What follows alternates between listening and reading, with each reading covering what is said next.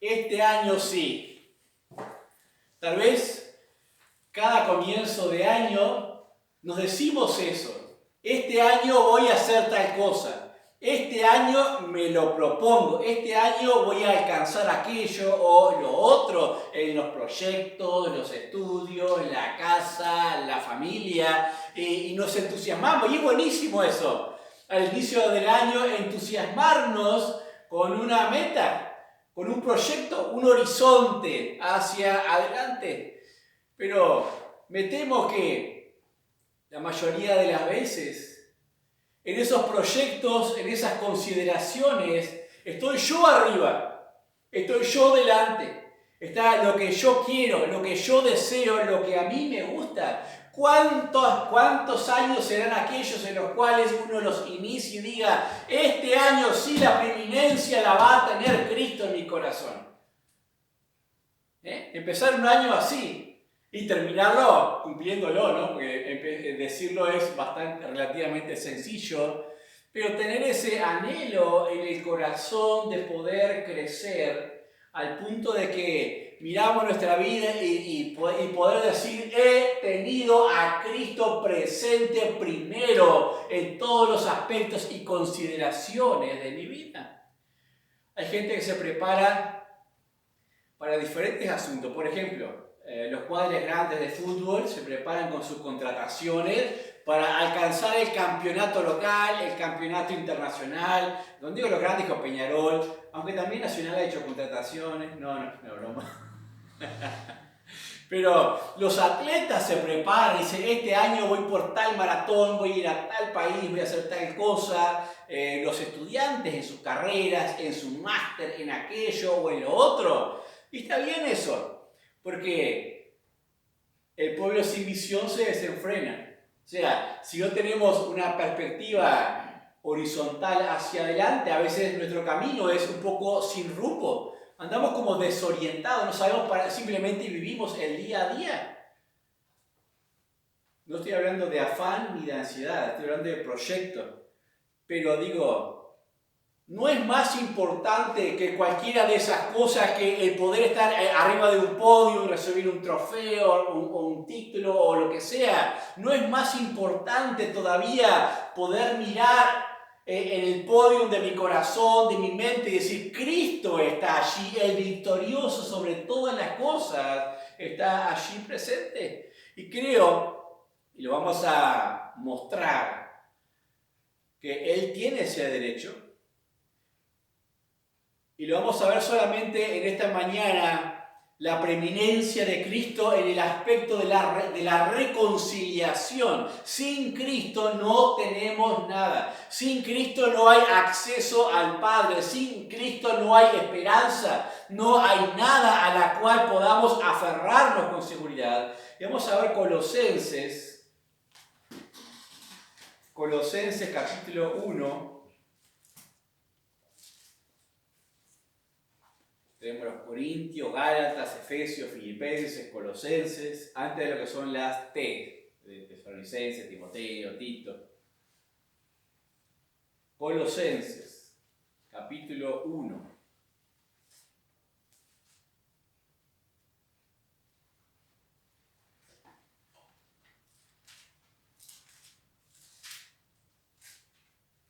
El versículo 15 en adelante, Colosenses, capítulo 1.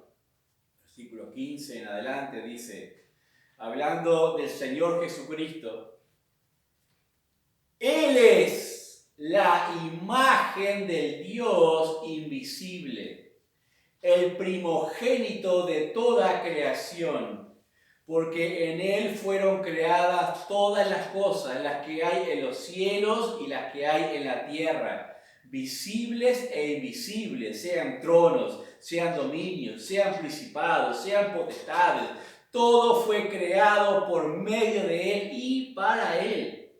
Y Él es antes de todas las cosas, y todas las cosas en Él subsisten. Y Él es la cabeza del cuerpo que es la iglesia, el que es el principio, el primogénito de entre los muertos, para que en todo tenga la preeminencia.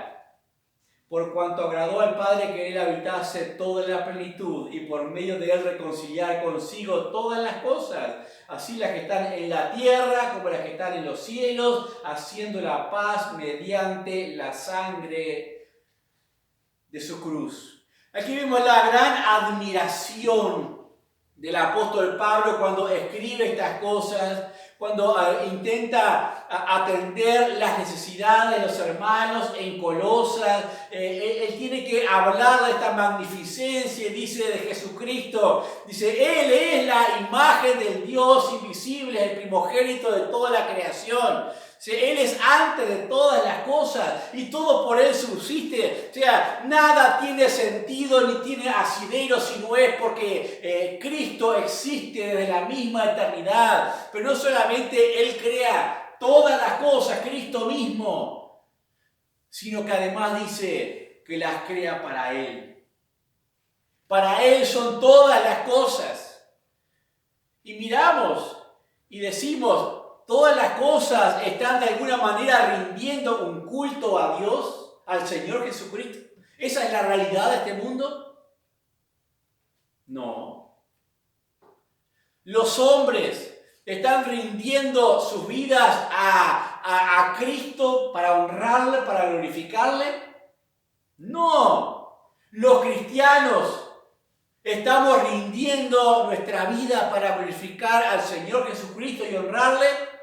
Y ahí no me voy a apurar a decir no, porque deberíamos decir, sí, amén, estamos haciéndolo, estamos esforzándonos en ello.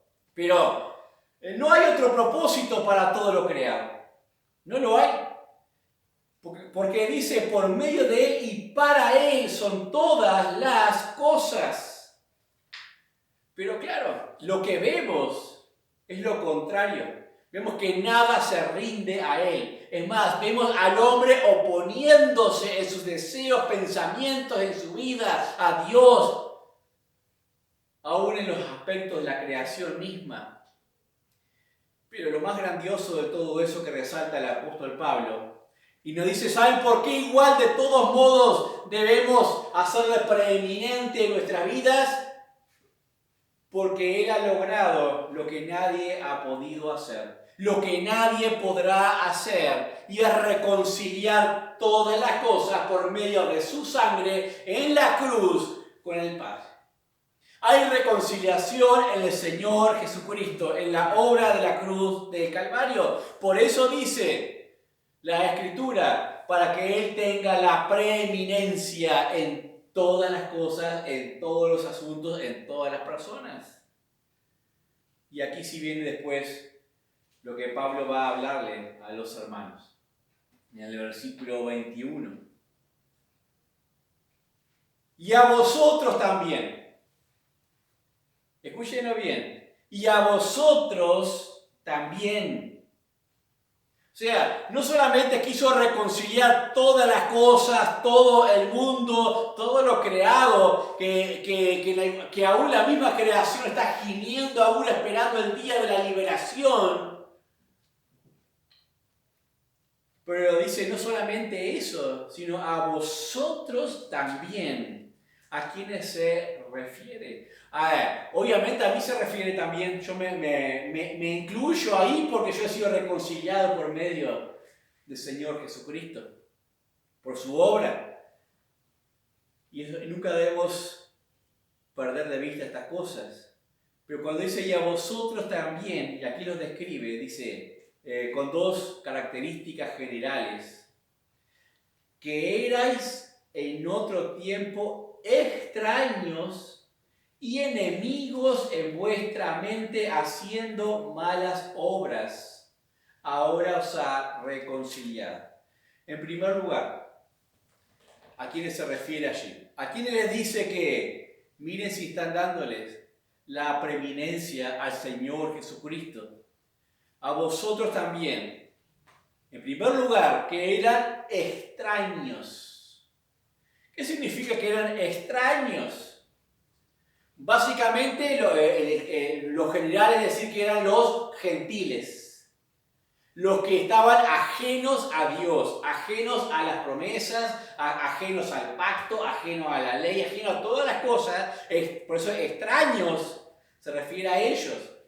Lo aclaro un poquito más, si quieren mirarlo en Efesios capítulo 2, un poquito más atrás nada más, Efesios 2, 12, dice: en aquel tiempo estabais sin Cristo, alejados de la ciudadanía de Israel y ajenos a los pactos de las promesas, sin esperanza y sin Dios en este mundo, pero ahora en Cristo Jesús, vosotros que en otro tiempo estabais lejos, habéis sido hechos cercanos por la sangre de Cristo. Aquí lo deja clarísimo. Son aquellos que no eran de la ciudadanía de Israel, o sea, ajenos a los pactos, a las promesas, los gentiles. Nosotros éramos extraños para Dios. Pero aún el mismo pueblo de Israel fue creado por Dios. No es que era siempre de Dios, fue creado de la nada para que justamente pudiese venir el Señor Jesucristo en cumplimiento de todas sus promesas. Pero lo primero que vemos en este pasaje es que algunos dicen: pero Dios es Dios de todos. Todos somos hijos de Dios. Eso dice la gente. O sea, yo creo a mi manera, creo en la existencia de un Dios, un ser que domina todas las cosas, pero la Biblia dice son extraños. Porque tenemos una depravación total. El hombre en su naturaleza es extraño a Dios. No es desconocido por Dios, sino extraño a Dios, que es diferente. No es desconocido porque Él conoce todas las cosas, conoce todas nuestras entrañas, conoce cómo fuimos creados, conoce nuestros procesos, nuestras debilidades, fortalezas, conoce todas las cosas, pero extraños en cuanto a cercanía. Nadie puede jactarse de decir: yo creo en Dios o Dios está cerca mío, si no conoce a Jesucristo. Si no ha sido reconciliado por medio de Jesucristo. Entonces, extraños. La segunda característica que mostraba ahí en Colosenses. Entonces, vosotros también, si eran extraños y algo más. Y enemigos en vuestra mente haciendo malas obras. La palabra es bastante fuerte, ¿no? Enemigos. No solamente una cuestión de extraños, de distancia, de percepción, de concepto, de lejanía, de no, porque no me congrego, por lo que fuere. No solamente esa consideración de extraños, sino que profundiza mucho más allá y dice enemigos. ¿En dónde enemigos? En vuestros pensamientos. ¿Y qué hace un enemigo con otro? ¿Busca agradar al otro sus pensamientos? Si yo tengo un enemigo, ¿busca hacer lo que él hace? ¿Agradarle? ¿Soy simpático? ¿Soy amable con mi enemigo? Si usted tiene un enemigo, sí, brutal, en sus pensamientos, están siempre diciéndole cosas buenas: ay, que tu vida vaya bien, que todo te lo deseo. No. Y así dice el hombre. ¿Por qué dice Dios esto del hombre? Enemigo en vuestros pensamientos, porque el hombre es hostil a Dios. Hostil en lo que desea, hostil en lo que considera, hostil en su actitud que se opone a lo que Dios hace y a lo que Dios establece. Y lo vemos en todas las ideologías. El hombre es hostil y quiere ir contra lo que Dios hace, contra su justicia, contra su santidad. Eso es el hombre natural. No hay términos medios, no hay simpatizantes. La Biblia dice extraños y enemigos en vuestros pensamientos. Es decir, que el hombre escoge por naturaleza en sus pensamientos pecar contra Dios.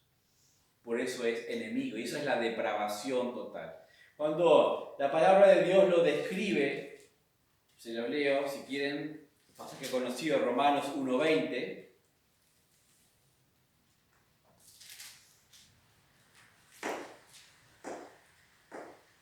Romanos 1:20 dice: porque la ira de Dios se revela desde el cielo contra toda impiedad e injusticia de los hombres que detienen con injusticia la verdad. Porque lo que de Dios se conoce les es manifiesto, pues Dios se lo manifestó. Porque las cosas invisibles de Él, su eterno poder y deidad, se hacen claramente visibles desde la creación del mundo, siendo entendidas por medio de las cosas hechas, de modo que no tienen excusas, pero habiendo conocido a Dios, no le glorificaron como a Dios, ni le dieron gracias, sino que se envanecieron en sus razonamientos. Y su necio corazón fue entenebrecido, profesando ser sabios, hicieron necios y cambiaron la gloria del Dios incorruptible en semejanza de imagen de hombre corruptible, de aves, de cuadrúpedos y de reptiles, etcétera, etcétera. Cuando alguien dice yo creo en Dios y al mismo tiempo tiene un ídolo, una imagen o lo que sea en representación de su piedad, es un enemigo de Dios, es un extraño de Dios, aunque nos cueste, aunque diga que es simpatizante, porque dice en Romanos, no aprobaron tener en cuenta a Dios, y Dios nos entregó a una mente reprobada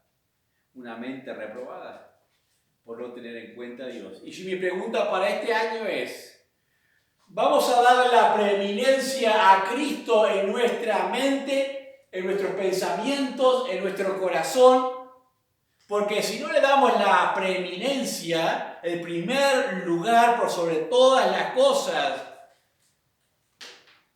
tal vez nosotros mismos terminemos no aprobando tener en cuenta a Dios.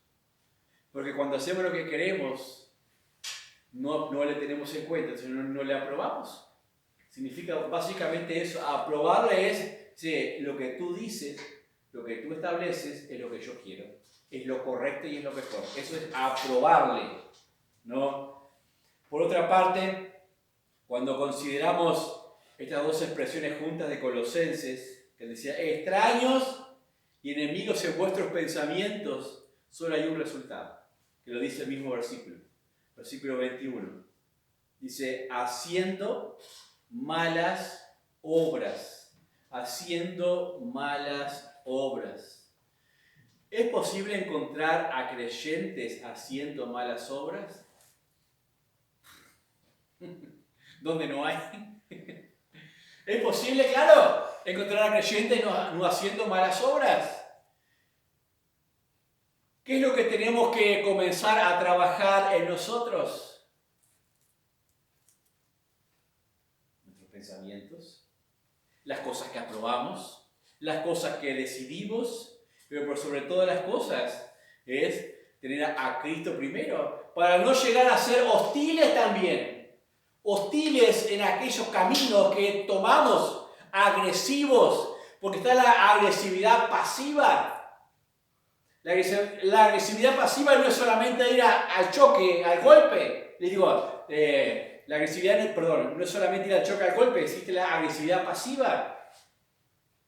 Diciendo, cuando termines de usarla, por favor, déjala aquí, que así se sobrecarga o queda mejor ahí. Yo la uso, la tiro acá. Eso que hice ahí, no tuve en cuenta, no aprobé lo que él me dice. Es una forma de ser opositor o enemigo, no haciendo lo que él me establece. Cristo es el gran reconciliador. Y si es capaz de reconciliar a un mundo tan perdido y caído, también es capaz de tomarnos este año que tenemos por delante y ayudarnos en esas debilidades para acercarnos un poquito más a nuestro Dios. Porque vamos a fallar a veces de las formas más torpes, de las formas más ingenuas y absurdas. pero Él siempre estará como el gran reconciliador. Y en eso la Biblia dice que tiene la preeminencia. Él reconcilió todas las cosas por medio de su muerte en la cruz. Es importante controlar los pensamientos. Porque si una de las cosas que se considera para los que son extraños es sus malos pensamientos, ¿será importante que cuando conocemos a Cristo nuestros pensamientos sufran algún cambio? Porque si nuestros pensamientos no sufren ninguna transformación o cambio, ¿cómo va a cambiar mi vida anterior? No puede cambiar. No es un pase mágico en el cual yo creo y automáticamente una varita me cae arriba y ¡pling! ¡Qué brillante! Y todas las cosas salen perfectas. No sucede así de esta manera. Existe lo que es la santificación, que es un proceso continuo en el cual yo me voy cambiando, el Espíritu Santo va obrando en mi vida hasta llevarme a la medida de la estatura de la plenitud del Señor Jesucristo. A veces nuestros corazones pueden creerlo y nuestro corazón puede decir en esta hora, yo realmente quiero poner a Cristo primero. Y nuestros pensamientos por temores, por dudas, por pensamientos de debilidad o lo que sea, no llevarme a la acción.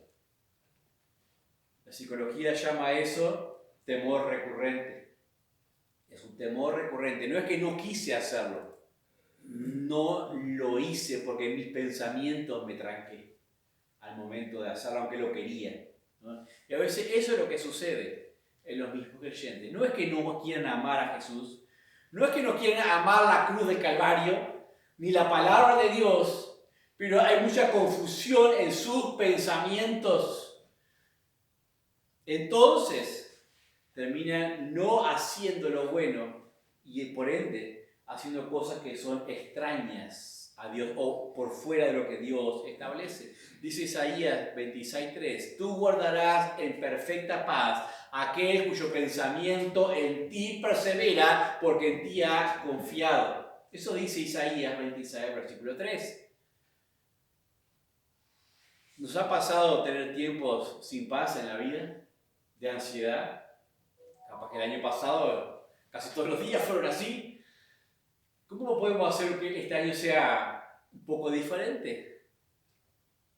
Tú guardarás en completa paz aquel cuyo pensamiento en ti persevera. O sea, se esfuerza en llevarlos cautivos hacia el Señor Jesucristo.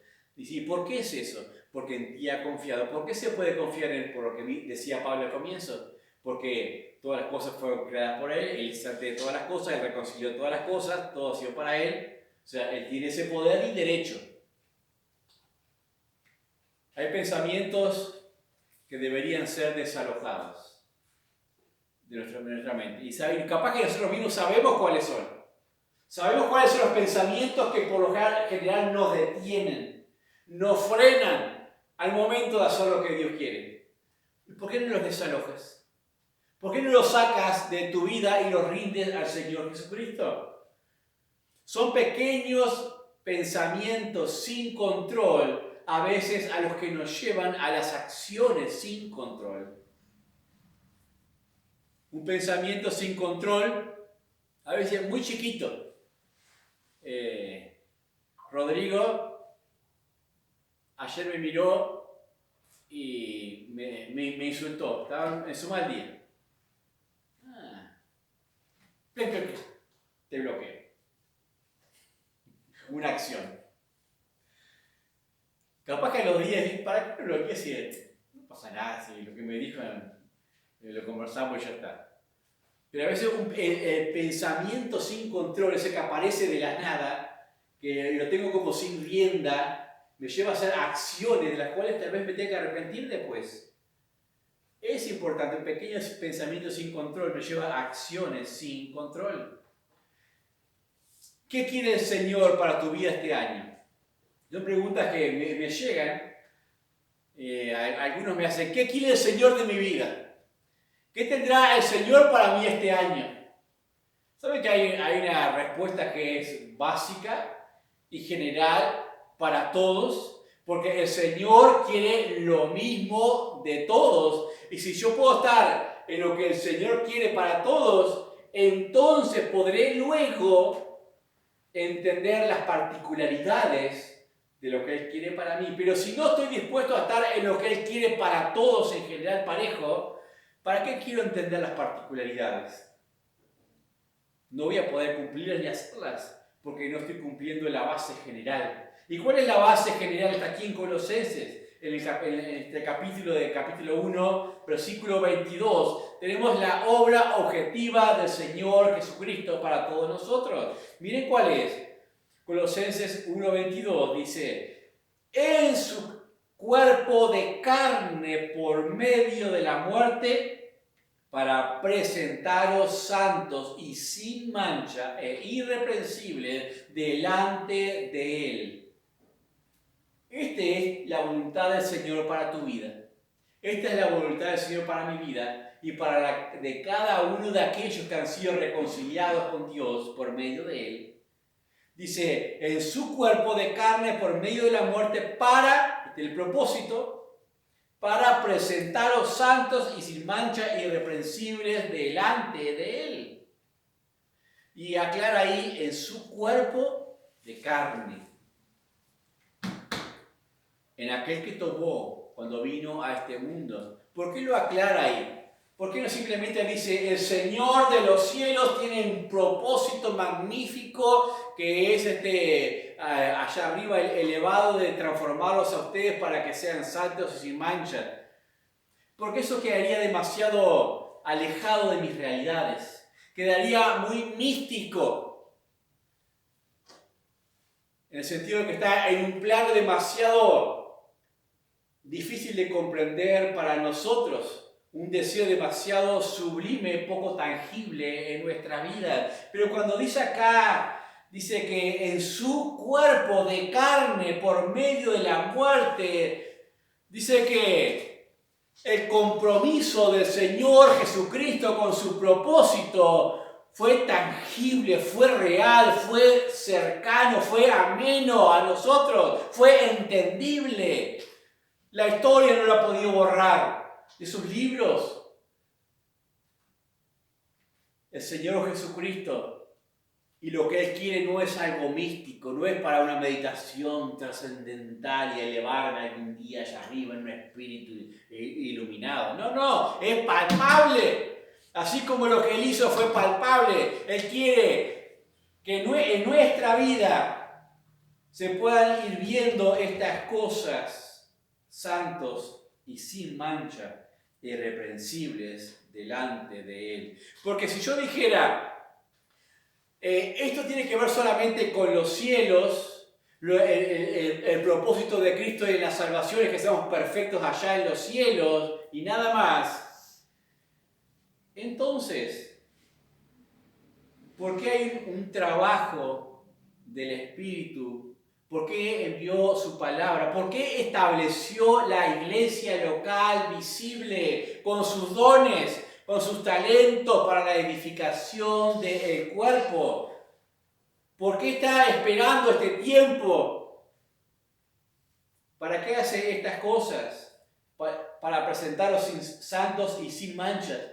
Si sin manchas será una realidad solamente allá. No, es un proceso que Él quiere que se dé acá. Que acá exista esa posibilidad de transformación, no perfección.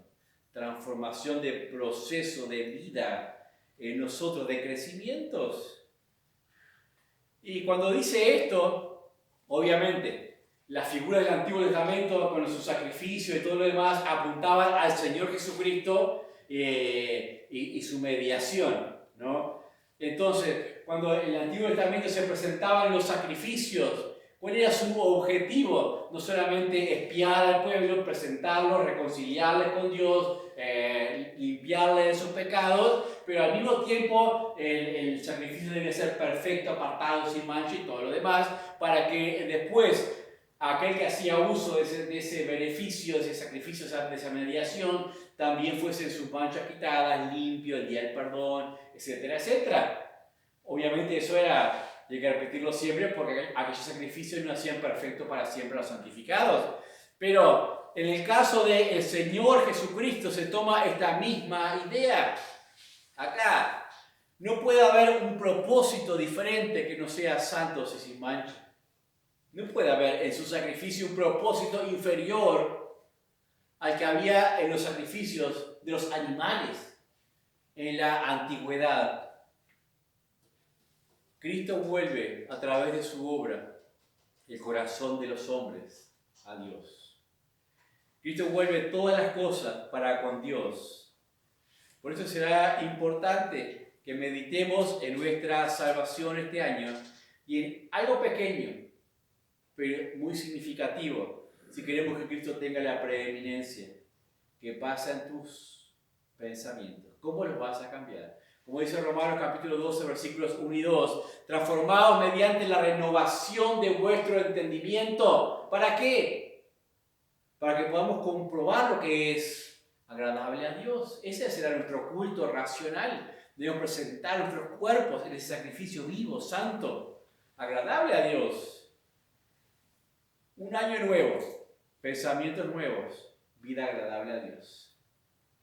Suena el ideal para todos.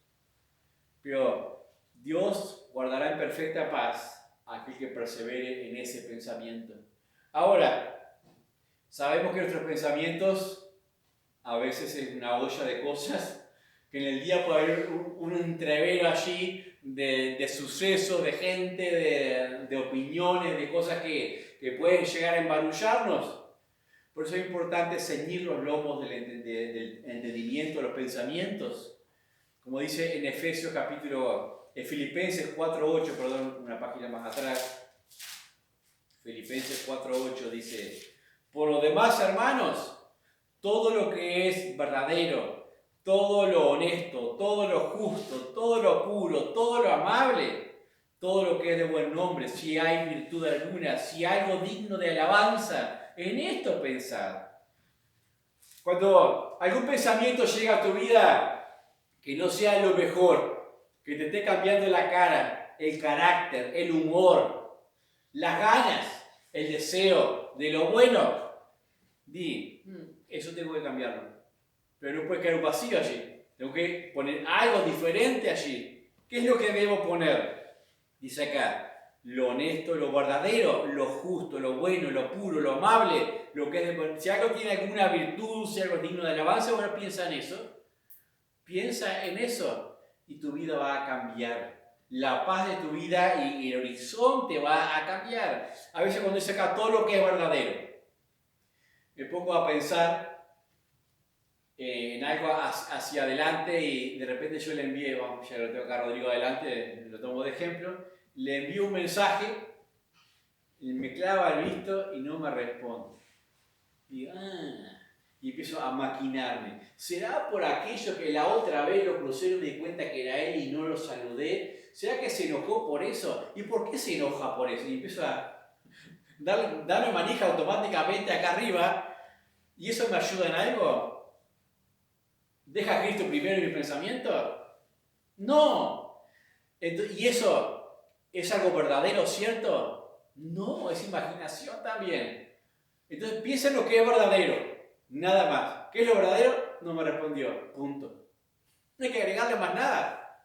Ya veré después, le preguntaré por qué no me respondió, nada más. Pero si a veces es un ejercicio, si lo empezamos a poner en práctica, vamos a empezar a notar que cambia nuestra vida, cambia nuestra percepción de los demás, de los hermanos. ¿Por qué puso esto? ¿Por qué puso lo otro? No, tranquilo. Cuidamos los pensamientos. Pensamos lo que es puro, lo que es bueno, lo que es amable. Si viene otro pensamiento que no es puro, amable, bueno, no lo pienses, déjalo de lado, porque eso no te ayuda a ti, no ayuda al hermano ni a nadie más en ese aspecto. Dice también ahí en Colosenses 1:23, si en verdad permanecéis fundados y firmes en la fe, y sin moveros de la esperanza del Evangelio que habéis oído, el cual se predica desde la creación que está debajo del cielo, del cual yo, Pablo, fui hecho ministro. Dice, podré crecer en ese deseo de Cristo mismo de presentarme santo, sin mancha y irreprensible, si me afirmo en las bases mismas de la esperanza, de la fe. ¿En qué fe? ¿En qué esperanza? En la realidad del Evangelio. ¿Qué es el Evangelio? La reconciliación en Cristo por medio de la cruz. Dice, y este evangelio se predica en la misma creación. ¿Cómo que se predica en la misma creación? La creación da testimonio del poder de Cristo, de que Él es creador, de que todo fue hecho para Él y que Él tiene la preeminencia. Ese es el evangelio, Cristo preeminente sobre todas las cosas. Y la reconciliación es un aspecto de la globalidad de ese evangelio. Firmes. Tiene que ser un honor para nosotros tenerlo así, en esa dignidad, en ese honor de nuestros pensamientos, decir, bueno, Cristo me salvó. Cristo es primero. A Él le voy a honrar, darle ese lugar de preeminencia. Un pasaje más dice Judas, se lo leo, Judas 20:23 dice, pero vosotros, amados, edificándoos sobre vuestra santísima fe, orando en el Espíritu Santo, conservaos en el amor de Dios, esperando la misericordia de nuestro Señor Jesucristo para vida eterna. Y a algunos que dudaban, convencerlos, y a otros salvad, arrebatándolos del fuego, y de otros tener misericordia con temor, aborreciendo aún la ropa contaminada de su carne. Ahí Colosenses decía, y vosotros, y aquí en Judas también dice, vosotros, amados, y hay una responsabilidad que recae sobre todos aquellos que hemos sido reconciliados, una necesidad de mirar por nuestras vidas para edificarlas, para el crecimiento. Edificaos sobre vuestra santísima fe, orando en el Espíritu Santo, conservados en el amor de Dios, esperando esa misericordia del Señor Jesucristo. También en 1 Corintios capítulo 3 decía, asimismo vosotros, teniendo ese fundamento que ya está puesto, edifiquen con materiales buenos. Y ahí en adelante, 1 Corintios capítulo 3, siempre es y vosotros también. Segunda de Juan, versículo 8. Dice, mirad por vosotros mismos, para que no perdáis el fruto de vuestro trabajo, sino que recibáis el galardón completo. Cualquiera que se extravía y no persevera en la doctrina de Cristo, no tiene a Dios. El que persevera en la doctrina de Cristo, ese sí tiene al Padre y al Hijo. Si alguno viene a vosotros y no trae esta doctrina, no lo recibáis en casa, ni le digáis bienvenido, porque el que le dice bienvenido participa de sus malas obras. Mirad por vosotros mismos. Hay una responsabilidad tácita en cada uno de los creyentes de crecimiento, de fortalecimiento. Pastor, en tu iglesia nadie crece. ¿Y el pastor es responsable del crecimiento? Es responsable de predicar, de estar. Pero la Biblia dice, cada uno tiene que mirar por su crecimiento, porque es la relación personal como hijo de Dios, delante de Dios. No somos mejores.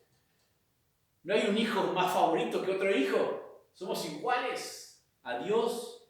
Mirad por vosotros mismos, para que no perdáis el fruto de vuestro trabajo.